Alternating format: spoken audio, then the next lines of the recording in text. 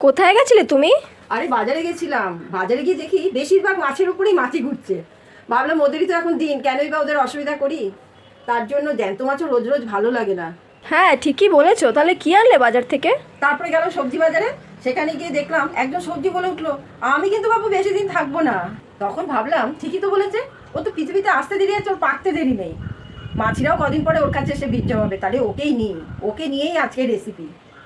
নমস্কার বন্ধুরা, আমার চ্যানেলে সবাইকে স্বাগত। বাজারে যাওয়ার সময় ভেবে যাই একটা নেব, আর এই গরমে বাজারে অবস্থা দেখে কী নেবো ভাবতে ভাবতেই তো অনেকটা সময় চলে যায়। ভাবলাম যে সবজি বাজারে কিছুদিনের জন্য আসে তাকেই নিয়ে যায়, সে তো আবার বেশি গরম পড়তে না পড়তেই আবার এঁচড়ে পাকা হয়ে যাবে, তখন আর তাকে খাসির মাংসের মতন খাওয়া যায় না। ফিরে আসি রান্নায়।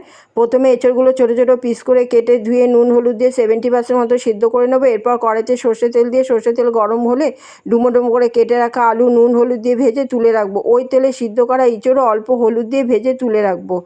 এরপর ওই তেলে গোটা গরম মশলা, জিরা, তেজপাতা ফোড়ন দিয়ে পেঁয়াজ কুচি দিয়ে দেবো। পেঁয়াজ কুচি একটু ভেজে টমেটো কুচি দিয়ে দেবো।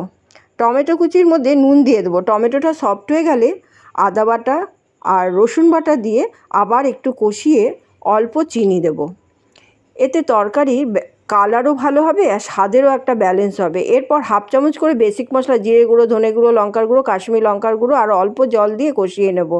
তারপর ভেজে রাখা আলু আর ইঁচড় আর অল্প জল দিয়ে আবার একটু কষাবো। কষানোর সময় উষ্ণ অল্প গরম জল দিয়ে বারবার কষালে তেলও কম লাগে, খেতেও খুব স্বাদ হয়।